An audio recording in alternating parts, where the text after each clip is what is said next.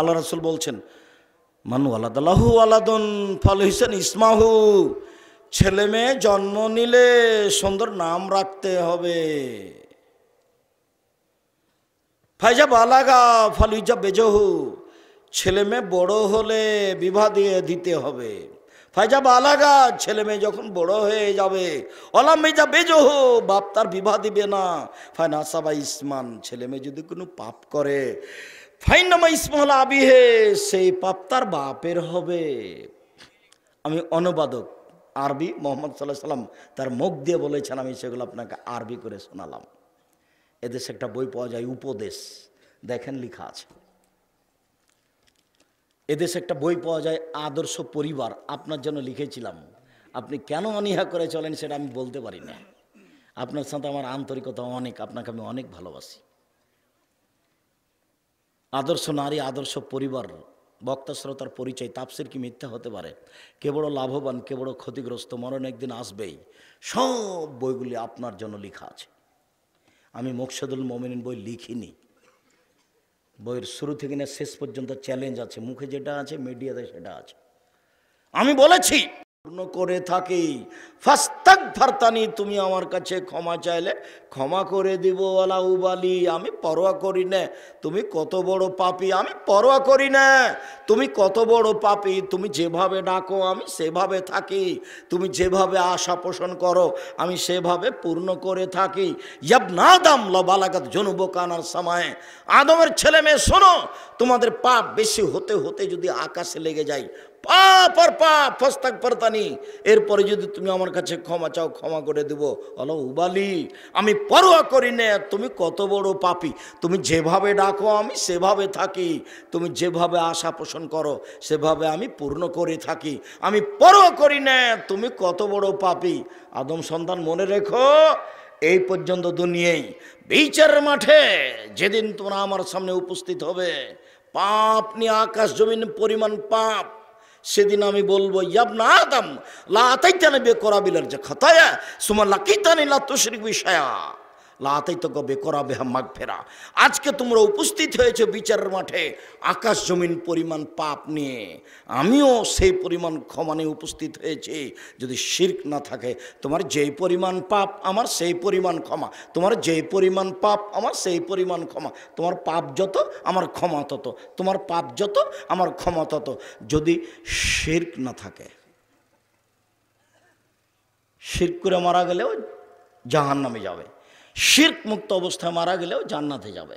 উত্তরবঙ্গের লোক শিরক কম করে, নোয়াখালী, ফরিদপুর, চট্টগ্রাম, সিলেট, বরিশাল এইসব ডিস্ট্রিক্টের মানুষ শিরক বেশি করে। ভারত, বাংলাদেশ, পাকিস্তানের মানুষের শিরকের অবস্থা হলে এই, মানুষে বলে বন্যা চলেছে বিপদ সীমার উপর দিয়ে, মানুষে বলে ঝড় বৃষ্টি চলেছে বিপদ সীমার উপর দিয়ে, আসলে তা নয়। ভারত, বাংলাদেশ, পাকিস্তানে শিরক চলেছে বিপদ সীমার উপর দিয়ে। দেশ ট্রাভেলস ঢাকা থেকে রাজশাহী আসছে, সন্ধ্যার সময় আলো দিয়ে দিয়েছে। আমি বললাম এই ছেলাই সুপারভাইজার শোনো, আলো দিলে কেন? আমার বস বলেছেন সূর্য ডুবার সাথে সাথে আলো দিতে হবে, তাই দিলাম। ও বস কি হিন্দু নাকি? সূর্য ডুবার সাথে সাথে আলো দেয় হিন্দু, সূর্য ডুবার সাথে সাথে আলোকে দেয় হিন্দু। এদেশ শিরক দিয়ে ভরা, বিদেশি ষড়যন্ত্রে, ইহুদি খ্রিস্টানদের নীতিতে এরা আরো শিরকে ডুবে আছে। এই ছেলে আন্তর্জাতিক খেলায় এক নম্বর হলো বিলিয়ন ট্রিলিয়ন ট্রিলিয়ন ডলার টাকা খরচ আছে। দুই নম্বর হলো হাততালি আছে, ইহুদি খ্রিস্টানদের নীতি হলো হাততালি দেওয়া, মোহাম্মদ সাল্লাল্লাহু আলাইহি ওয়াসাল্লাম এটাকে নাকচ করেছে। তিন নম্বর হলো যে যৌতুক ফেস্টন সারা পৃথিবীতে আছে, বিশাল পর্দার, তাতে কত টাকার কাপড় লেগেছে। চার নম্বর হলো সারা পৃথিবীর মানুষ যত পতাকাতে কাপড় কিনে পতাকা করেছে, এতে কত টাকা খরচ আছে। পাঁচ নম্বর হলো সারা পৃথিবীতে যে টিভি চলছে এ ব্যাপারে ঘন্টার ঘন্টা, তাতে কত কারেন্ট খরচ আছে। ছয় নম্বর হলো দিন রাত মানুষ বসে বসে সময় কাটাচ্ছে, অর্থ সম্পদের ক্ষতি করছে, এতে কত টাকার ক্ষতি আছে। 7 নম্বর হলো সব সময় মুখামুখি, একজন আর একজনের বিরুদ্ধে কথা বলছে, আত্মহত্যা করছে, জমি বিক্রি করে পতাকা কিনছে, এরই নাম জুয়া। একই বলে জুয়া। চাঁপাইনবাবগঞ্জে বলে জুয়া খেলাতে বউকে হারে দিয়েছে, বউ দিয়ে দিয়েছে যে আমার বউয়ের দাম এত টাকা। তাহলে ঠিক আছে, তখন বউ তো যে পরাজয় হয়ে গেছে, তখন বউতে দিয়ে দিতে হবে ওকে। তারই ফলাফল বাস্তব, জমি বিক্রি করে পতাকা কিনছে। তার মানে ও মানুষ নয়, ও হলো পশু প্রাণী, ও হলো গরু ছাগল। আরও সাথে সাথে তুমি বোকা ছেলে চিনতে পারোনি, তুমি বুঝতে পারোনি ব্রাজিলকে তুমি চিনতে পারোনি, আর্জেন্টিনাকে। এরাই হলো ইহুদি, এরাই হলো খ্রিস্টান, এরাই হলো ইহুদি, এরাই হলো খ্রিস্টান। এরাই বলেছে তোমার নবী ভুয়া নবী। আরে নবী হলে ঈসা হবে, নবী হলে মুসা হবে, নবী কেউ হলে এদের মধ্যে থেকে হবে। মোহাম্মদ আবার কে? সেই দিন জর্জ বুশ ইরাকের সাথে যুদ্ধ শুরু করলে বলেছিল ক্রুসেড যুদ্ধ, এটা ধর্মীয় যুদ্ধ। বুশ জয়ী হয়েছে ধর্মীয় যুদ্ধে, এটাও জাতিকে দেখিয়েছে। আমরাই সঠিক দিনের উপরে আছি, মুসলমান এরা ভুয়া নীতির উপরে আছে। বোকা ছেলে, তুমি তো জানো না একে। এ যদি তোমাকে পায়, তুমি তো তার পতাকা তোমার মোটর সাইকেলে দিয়ে চালাচ্ছ, তোমাকে পেলে 2 বালতি পায়খানা তোমার মাথার উপরে চাপিয়ে 2টা লাথি দিবে। তারই নীতিতে তোমার মাথাতে চুল ছাতা হয়ে আছে, চতুর্দিক চাঁচা আছে। তুমি কখন ইহুদি হয়েছ? তোমার মা নাই নাকি? তোমার বাপ না, ও কি তোমার খালা নাকি?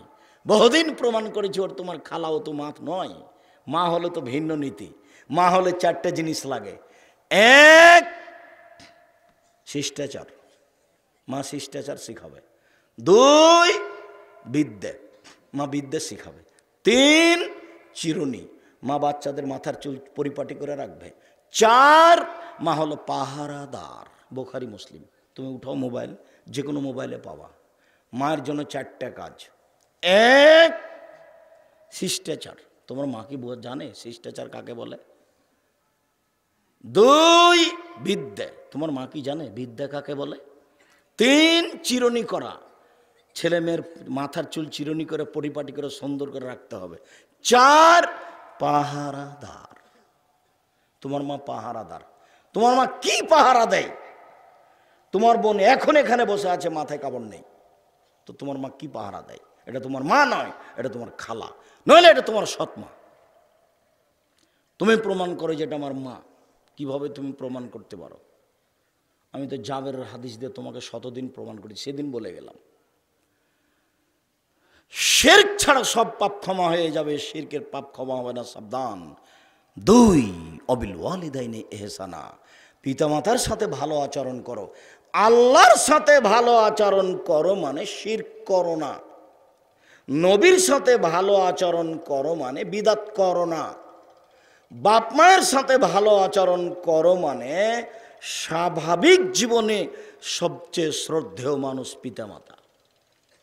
4 শ্রেণীর মানুষ জান্নাতে যাবে না, তার 1 শ্রেণীর মানুষ বাপকে মানে না, যে মাকে মানে না। যে একজন লোক রাসূলের সামনে এসে বলছে, আল্লাহর নবী, আমার বাপ মা আমার কাছে কি পায়, আমি আমার বাপ মার কি করতে পারি? তখন আল্লাহ রাসূল বলছেন, বলো কি, তোমার বাপ মা তোমার কাছে কি পায়? মানে হুমা জান্নাতুকা নারকা, তারাই 2জন তোমার জাহান্নাম, তারাই 2জন তোমার জান্নাত। বাপ মা তোমার জাহান্নাম, বাপ মা তোমার জান্নাত, ওরাই তোমার জাহান্নাম, ওরাই তোমার জান্নাত। বাপ মা তোমার জাহান্নাম, বাপ মা তোমার জান্নাত। আল্লাহ বলছেন তোমরা বাপ মায়ের সাথে ভালো আচরণ করো। রাজশাহীর মেয়র একদিন নওদাপাড়ায় এসেছেন, তো শাহ মকদুম থানার ওসি মেয়রের সামনে এইভাবে দাঁড়ালছেন, আমার দিকে দেখেন, কতদিন দেখেন আমাকে, এইভাবে দাঁড়িয়ে বলছে, স্যার এখন কি করব স্যার? তুমি যে ব্যাপারটা কি? কোরআনে যেভাবে বলা হয়েছে সেভাবে এইভাবে ছেলে বাপ মায়ের কাছে দাঁড়াবে, তুই তো বাপ মা নয়। এইখানে এভাবে মানে এটা তো মানে চট করে অবস্থা, আমি ওখানে পাশে বসেছিলাম, অবস্থাটা দেখে মানে ওরে এটা তো বাপ মায়ের সামনে, এই অবস্থাতে বাপ মায়ের সামনে। আল্লাহ বলছেন, এই শক্ত করে কথা বলতে পাবা না বাপ মায়ের সামনে, এই জোরে হেঁটে যেতে পাবা না, এই হাত উঁচা করে হেঁটে যেতে পাবা না, হাত নিচু করে নরম হয়ে যেতে হবে। মাকে গিয়ে বলতে হবে, আম্মা আপনি যে আপার বাসায় যেতে বলছিলেন, আম্মা যেতে হবে, এইভাবে বলতে হবে। আপনি যে আপার বাসায় যাওয়ার কথা বলছিলেন, কি করতে হবে এখন ঝামেলার মধ্যে, কি করতে বলেন তো? এটা বলা যাবে না, এটা না করে দেওয়া হয়েছে। মানে ওই জোরে কণ্ঠই নাই, একবারে না করে, আল্লাহ না করেছে। এখন তুমি পালন করতে পারো আর না পারো। কতদিন বললাম, একদিন তুমি ছিলে তোমার মায়ের কোলে, এখন তোমার মা তোমার কোলে। তোমার মা আদর করে একদিন বলছিল যে এইভাবে, এই অত পেশাব করিস কেন রে, এটা জায়েজ, আদর করে তোমার মা বলছিল। এখন ছোট বাচ্চার পেশাব সহজ, পায়খানা সহজ। এবার মা পেশাব পায়খানা করে ঘর ভর্তি করেছে, বিছনা ভর্তি করেছে, একটু আদর করে সম্মান করে ধমক দিয়ে কিছুই বলা যাবে না। হ্যাঁ, একটু চিন্তা ভাবনা করা যায় না, কেউ বাড়িতে নাই, এগুলো পেশাব পায়খানা কি করেছেন আপনি, এটা বলা যাবে না। এসে যদি আপনি বলেন আপনার স্ত্রীকে, আমার মাকে তুমি দেখোনি কেন, তখন আপনার স্ত্রী বলছে তোমার মাকে তুমি দেখো গা, তোমার মা আমাকে অকথ্য ভাষায় গালি দেয়। তোমার মাকে দেখতে হবে মানে আপনার মা অকথ্য ভাষায় গালি দেয়, এ কথাও ঠিক। যা বলে সবই উল্টা। আর এখন শুধু মেয়ের ছেলে মেয়েকে দেখে, আপনারগুলো দেখে না। আপনি নিশ্চিত আপনার মাকে বড় মাছ কিনে নিয়ে এসে খেতে বসান, আপনার ছেলে মেয়ে থাকবে আর আপনার বোনের ছেলে মেয়ে থাকবে, সুন্দর বড় টুকরাটা আপনার মা আপনার বোনের ছেলে মেয়েকে দিবে। এটা স্বাভাবিক গতি। এখন আপনি দেখবেন ঘুম থেকে উঠে যে মাটির উপরে সবচেয়ে খারাপ মানুষ আমার মা। এবার দেখি কি করেন আপনি। পরিস্থিতি যতই উল্টা হোক, এই শব্দ নিষেধ, এটা নিষেধ। কত উপরে তাকে আমি ভাষা দিয়ে বুঝাতে পারবো না। আল্লাহ নিজের কাছে নিয়ে চলে গেছেন, বাপ মাকে নিজের কাছে নিয়ে চলে গেছে। বউ কাজ করবে না, বোনেরা কেউ নেই। পেশাব করাবা তুমি, পায়খানা করাবা তুমি, পানি খরচ করাবা তুমি, গোসল দেওয়াবা তুমি, কাপড় বদলাবা তুমি, কাঁধে করে মেডিকেল নিয়ে যাবা তুমি, কাঁধে করে মেডিকেল থেকে নিয়ে আসবা তুমি। একদিন ছিল তুমি তোমার মায়ের কোলে, এখন তোমার মা তোমার কোলে। শিশুকে যেভাবে তুমি আদর করেছ, তোমার মা তোমাকে যেভাবে আদর করেছে, তার চেয়ে বেশি, কোটি গুণ বেশি শ্রদ্ধা জানাতে হবে তাকে।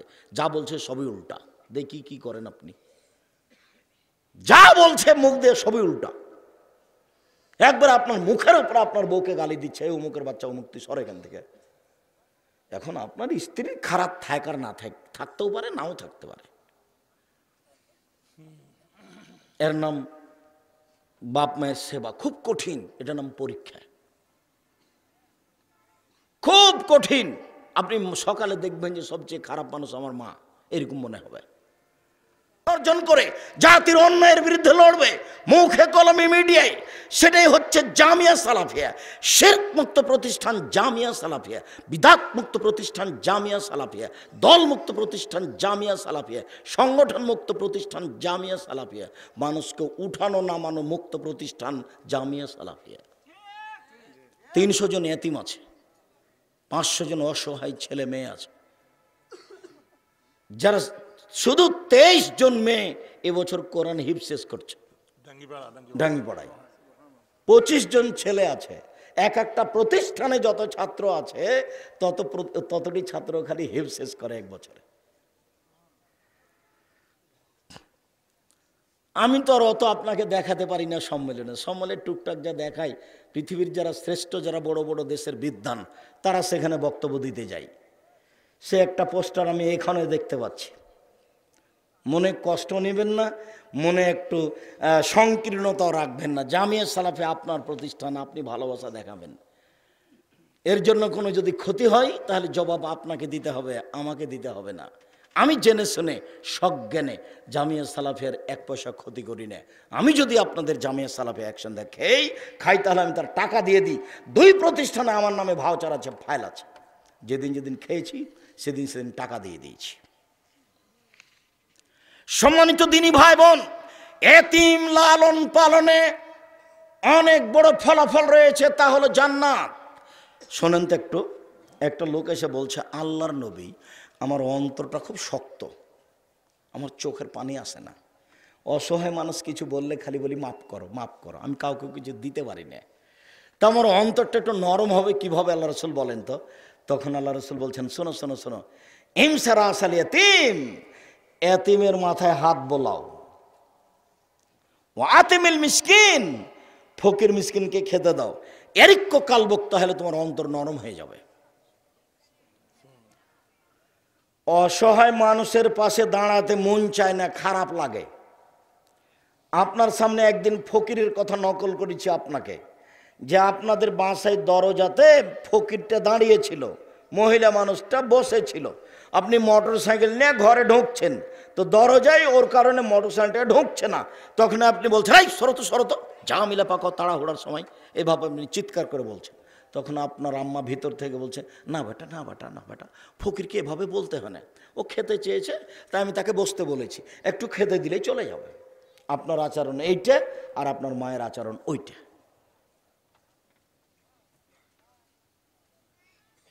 তো আপনার অন্তরটা নরম করবেন কিভাবে? বাড়িতে যদি এতিম থাকে তাহলে তার মাথায় হাত লাগান, কি খবর, বারাকাল্লাহ, আল্লাহ ফাক্কিহু ফিদ্দীন, আল্লাহু আল্লিমহুল হিকমা, পড়াশোনা কেমন করো তুমি, একটু আদর করেন দেখি। দোয়া তো আপনার জানা নাই। 2020 সালের করোনা ভাইরাসকে লক্ষ্য করে আমাদের ধারাবাহিক বক্তব্য চলছে সলাতের উপরে। এখন আমরা জানাজার সলাতের আলোচনায় আছি। অনলাইন আল ইতেসাম টিভিতে আমরা ধারাবাহিকভাবে আলোচনা করেছি, তাতে দেওয়া আছে এখন চলছে জানাজার আলোচনা, তাতে আছে রোগী দেখতে গেলে কি বলতে হবে, তাতে আছে যে আল্লাহর নবী হাসান এবং হুসানের মাথায় দিয়ে এভাবে হাত দিয়ে পড়ছিলেন, আইযু বিকালিমাতিল্লাহি তাম্মা মিন কুল্লি শাইতানিন আহাম্মা ওয়া মিন কুল্লি আইনিন লাম্মা। পূর্ণ কালেমার মাধ্যমে তোমাদের ব্যাপারে আল্লাহর কাছে আশ্রয় চাচ্ছি। মিন কুল্লি শাইতানিন আহাম্মা, কোনো শয়তান যেন তোমাদের ক্ষতি করতে না পারে, কোনো বিষাক্ত হিংস্র প্রাণী যেন কোনো ক্ষতি করতে না পারে। অমিন কুল্লে আইনিন লাম্মা, বদ নজর যেন তোমাদের উপরে না লাগে। বদ নজর খুব খারাপ জিনিস, একটু মানুষের যদি বদ নজর লেগে যায় তাহলে সে বাচ্চা সারা রাত পায়খানা করবে, বমি করবে, মনে হয় যে এখনই মরে গেল। বদ নজর কি জিনিস আপনি জানেন? আপনি তো সংসার করেন স্বামী স্ত্রী, আপনি অজু করে মসজিদের দিকে যাচ্ছিলেন, তখন আপনার স্ত্রী বলছেন, শোনো শোনো শোনো, দেখো দেখো দেখো, আরে মুরগির বাচ্চা উঠেছে 13টা বাচ্চা, এমন সুন্দর বাচ্চাগুলো দেখো তুমি। আপনি দেখে গেলেন, দেখে সলাত আদায় করে আপনি আসছেন, তো আপনার স্ত্রী বলছে, আরে শুনেছ, তুমি মসজিদে যেতে না যেতে চিলে 3টা বাচ্চা নিয়ে চলে গেছে। তার মানে বদ নজর লেগেছে। সন্ধ্যা হতে দেখবেন বাচ্চা সব হয়ে গেছে, রোগাক্রান্ত, সব দুর্বল হয়ে গেছে। আপনারও বদনজর লাগতে পারে, যার জন্য ছেলের মাথায় এ দোয়া পড়তে বাহা দিয়ে বলে, আমি তো জানি না, দুয়ার বই তো আছেই, দুয়ার বই লিখেছি আজ থেকে অনুমান 20 বছর আগে। দুয়ার বইটা লিখে যখন 1 বছর যাবৎ দিয়ে রাখলাম, যাদের কাছে সংশোধন করে নেব বাংলা জানে বলে, 1 বছর পরে উনি বললেন যে আমার সময় নেই। তখন আমি বলেছিলাম চাঁপাইনবাবগঞ্জের ভাষাতে বই বের করব, বই সংশোধন করা লাগবে না। কি বলেছিলাম? চাঁপাইনবাবগঞ্জের ভাষাতে, ওইভাবেই চলছে এখনো, আল্লাহর হস্তে চলছে। এতিমের উপরে হাত বোলাবেন, এতিমের খাওয়ার দেখবেন, পরকাল জান্নাত হবে ইনশাআল্লাহ। অল ইয়াতামা অল মাসাকিন, মিসকিন ফকির মিসকিনকে খেতে দিবেন। ফকিরকে হাত পেতে চায় যে, মিসকিনকে চাইতেও পারে না, সংসারও চলে না, তার আবার পাশে বাড়ি হচ্ছে আপনার বাড়ি। আপনি আপনার আম্মাকে বলছেন, আম্মা আমাদের বাড়ির পাশে একজন আমার চাচি ছিল বিধবা, ওকে একটা কাপড় দেন তো আম্মা, টাকা দিয়ে পাঠাচ্ছি। তখন মায়ে বলছে, ছি ছি ছি, করেছিস কি, ও খালি দিন রাত তোকে বদনাম করে, ওখানে যেন টাকা দিস না আম্মা, ওখানে দিতে হবে। চাঁপাইনবাবগঞ্জে বলে, শত্রুকে বড় পিঠে বসতে দিতে হয়, শত্রুকে বড় পিঠে বসতে দিতে হয়। আম্মা আপনি ওকে দেন তো কাপড়টা, যতই খারাপ লাগুক, ও হলো মিসকিন। বলেন তো মিসকিন কে? চাইতেও পারে না, সংসারও চলে না, এ হলো মিসকিন। ফকির কে? যে হাত পেতে বেড়ায়, সে হলো ফকির। দুটো শব্দ কোরআন মাজিদে আছে। আল্লাহ রাসূল বলছেন মিসকিনকে তোমরা খেতে দাও। যদি মিসকিনকে খেতে দেন একসাথে 3 নেকি হবে। 1, আল্লাহর পথে যুদ্ধ করলে যত নেকি হয়। 2, নিয়মিত তাহাজ্জুদ পড়লে যত নেকি হয়।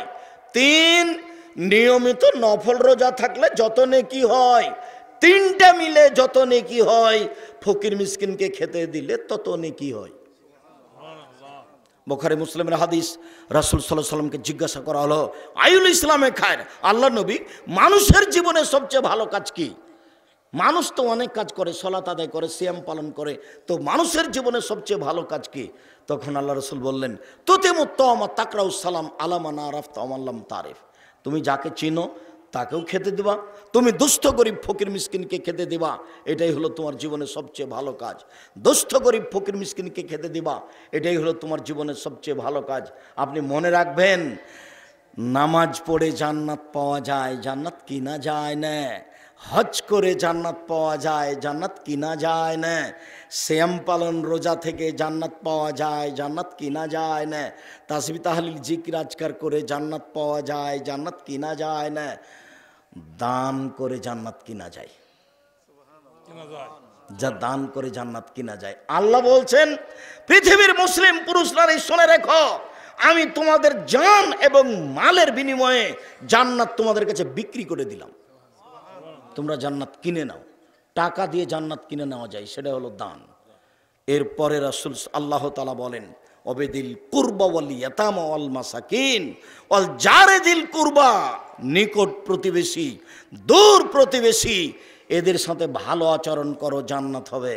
প্রতিবেশীর সাথে টিকা খুব কঠিন। রাসূল সাল্লাল্লাহু আলাইহি সাল্লাম বলছেন,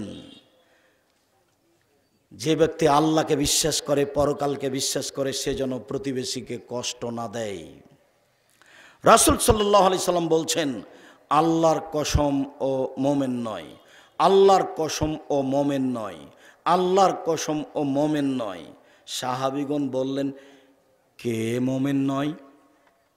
আল্লাহ নবী বললেন, মাল্লা ইয়ামান জারুহু বাওয়াইকাহু, যে তার প্রতিবেশীকে কষ্ট দেয় সে মোমেন নয়। রাসূল সাল্লাল্লাহু আলাইহি সাল্লাম বললেন, লা ইয়াদখুলুল জান্নাতা মান লা ইয়ামান জারুহু বাওয়াইকাহু, যে তার প্রতিবেশীকে কষ্ট দেয় সে জান্নাতে যাবে না। রাসূল সাল্লাল্লাহু আলাইহি সাল্লাম বললেন, আউয়ালু খাসমানি ইয়াউমাল কিয়ামাত জারাইন, বিচার মাঠে 2 জন প্রতিবেশীর বিচার সর্বপ্রথমে হবে।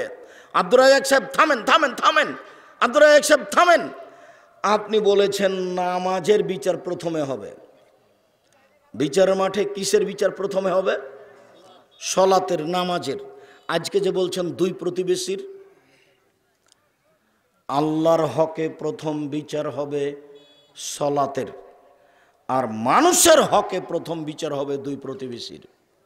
এই ছেলে, তুমি আমাকে প্রয়োজন দেখায় না, আমরা খুব তাড়াতাড়ি আলোচনা শেষ করব ইনশাআল্লাহ।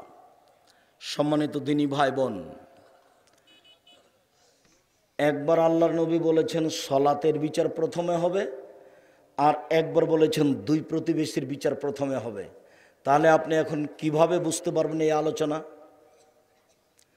আল্লাহর হক হলো হজ করা, সালাত আদায় করা, সিয়াম পালন করা, দান খায়রাত করা, যার নামে ইবাদত। তো আল্লাহর হকে প্রথম বিচার হবে নামাজের। মানুষের হক হলো জানাজায় যাওয়া, মানুষের হক হলো মানুষ দাওয়াত দিলে খেতে যাওয়া, মানুষের হক হলো প্রতিবেশীর খবর রাখা, মানুষের হক হলো প্রতিবেশীর সাথে ভালো আচরণ করা। তো মানুষের হকে প্রথম বিচার কার হবে? প্রতিবেশীর। বুঝা গেল না? আরো কথা আছে এখানে জরুরি। রাসূল সাল্লাল্লাহু আলাইহি ওয়াসাল্লাম বলছেন, আর বললি সাদা, 4টা জিনিস আছে যার সুখময় জীবন তার, 4টে জিনিস আছে যার সুখময় জীবন তার, 4টে জিনিস আছে যার সুখময় জীবন তার।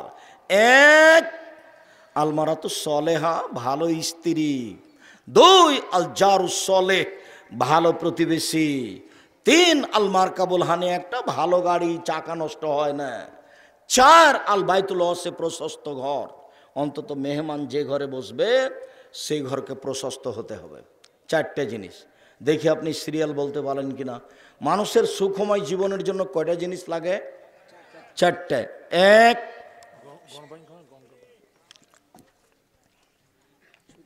এক